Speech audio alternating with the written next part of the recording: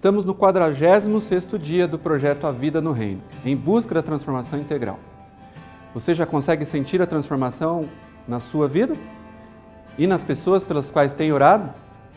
O hábito de orar deve ser cultivado durante toda a nossa vida, em todos os momentos. O poder de Deus não tem limites, e esse poder está à disposição de todos. Hoje, vamos conhecer o José Carlos, que vai nos contar como Deus transformou sua vida, e ele se tornou um novo homem. Após o testemunho, vamos ver como Jesus intercedeu pelos seus discípulos e que lição podemos tirar para as nossas vidas. Deus, Ele sempre tem respondido às orações e eu gostaria de falar de duas orações que Ele respondeu minha. Eu estava no Réveillon de 96, morávamos eu, minha esposa e os meus 2 filhos em um quarto na casa de um parente e na ocasião a dificuldade era grande, mas na minha área profissional eu sempre fui uma pessoa assim, requisitada. Mas como eu bebia muito, e o meu dinheiro, tudo aquilo que eu ganhava, não dava para mim sobreviver de uma forma decente com os meus filhos. Na ocasião eu também não era cristão, não era adventista. E foi naquela noite eu cheguei a orar a Deus, mesmo sem saber. Eu saí fora, olhei no céu estrelado e reconheci que tinha um poder supremo cuidando de tudo isso. E orei, pedindo a Ele, se Ele de fato existisse, me ajudasse a sair daquela situação. E logo na sequência, em 96, no segmento do ano de 96, Ele começou a abrir as portas para mim. Eu já consegui um trabalho que me tirou, com aquele dinheiro que eu consegui através desse trabalho, já saí daquela situação. E já aluguei uma casa decente para ficar com os meus filhos. Foi aí então que veio o meu primeiro veículo, né, uma motocicleta. E através desta motocicleta, eu como não tinha habilitação e o medo de ser pego pela polícia, eu vendi essa motocicleta e comprei um terreno. Com o dinheiro dessa motocicleta, eu comprei um terreno no Interlagos. Na época, R$ 1.500 esse terreno. E a partir dali, Deus colocou um anjo na minha vida. Eu tenho um irmão que ele sempre ele morava sozinho na ocasião, numa casa grande, e ele viu o meu esforço para sair da situação que estava. Ele então me ofereceu a casa dele para morar com os meus filhos e a minha esposa na casa dele. E em outubro de 96, nós mudamos para a casa do meu irmão, e a partir dali eu comecei iniciando a obra, a construção da minha casa própria. Só que eu ainda bebia e eu não estava satisfeito, porque eu sabia que precisava de uma mudança. Foi então que novamente eu orei a Deus. Eu falei, Senhor, eu sei que Tu existes, porque Tu já deste prova que existe. Sei também que o Senhor tem uma igreja diante desse grande universo, o Senhor tem a sua igreja. E eu gostaria de seguir o Senhor, fazer o Teu querer e frequentar essa Tua igreja. Na ocasião eu não conhecia ninguém que fosse adventista, não sabia. Mas tinha alguém ao lado de casa que era adventista e eu não sabia. Foi então que, assistindo programas de TV, eu gostava muito de ver TV, assim, nos domingos de manhã, que era os únicos dias que eu tinha tempo para ver os programas religiosos.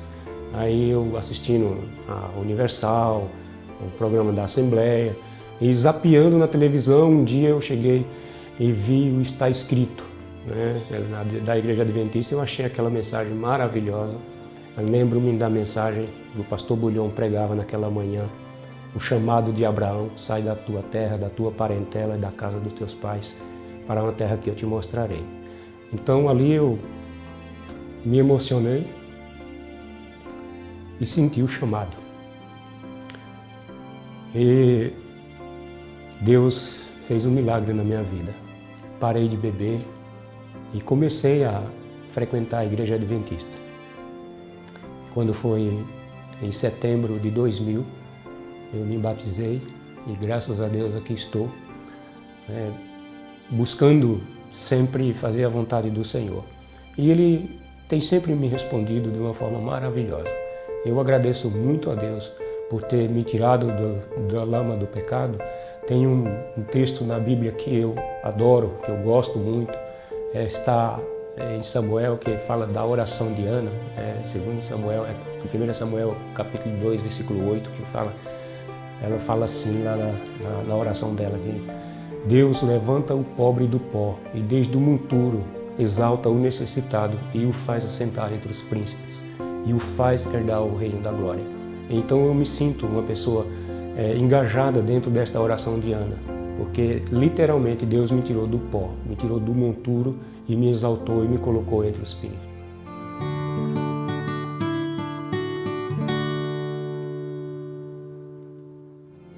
Que bom compartilhar com você mais um pouco sobre oração. Você já pode contar alguma oração respondida? Eu estou orando para que isso seja uma constante em sua vida. Conta-se que entre aqueles que viviam na corte de Alexandre o Grande, havia um brilhante filósofo que tinha dificuldades financeiras. Um dia, ele solicitou ao general uma ajuda financeira.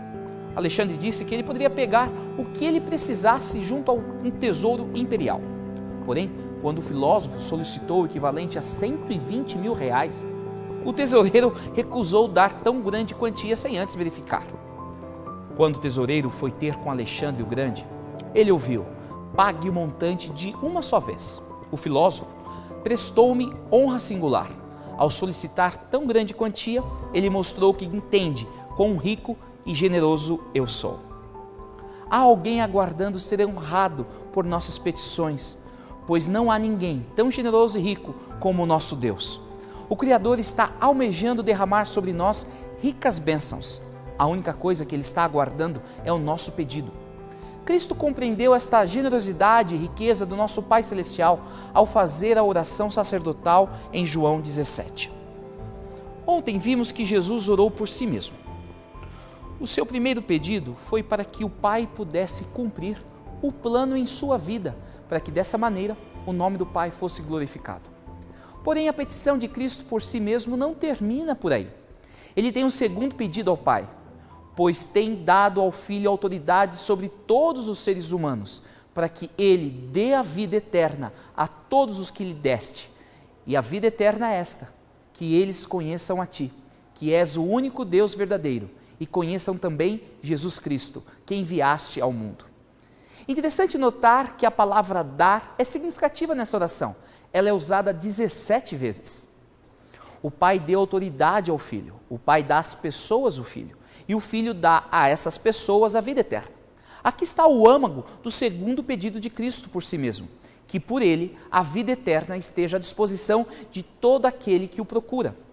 Podemos ver pelo menos dois ângulos desse pedido de Cristo.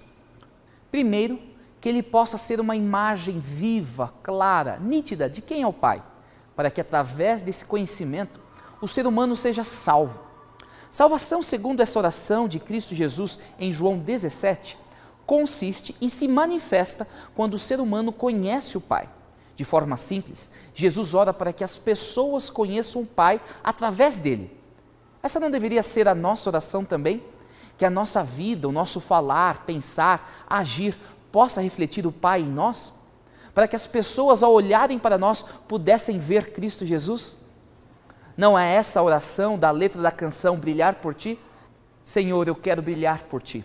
Quando o mundo se apagar, eu quero que através da minha vida alguém possa Te enxergar. Faze com que mesmo sem palavras eu fale do Teu amor. Eu quero brilhar por Ti, brilhar onde quer que for.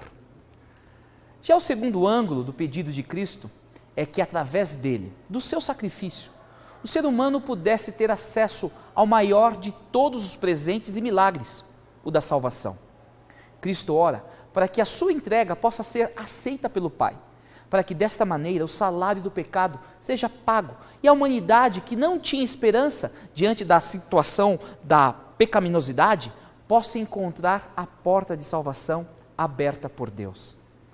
Jesus ora que a autoridade concedida pelo Pai possa nos conceder a vida eterna. Ele suplica que através do seu sacrifício Ele possa conceder esse presente, que é um presente caro, custou a sua própria vida. É um presente eterno. Enquanto a maioria dos presentes se desgastam, esse dura para sempre.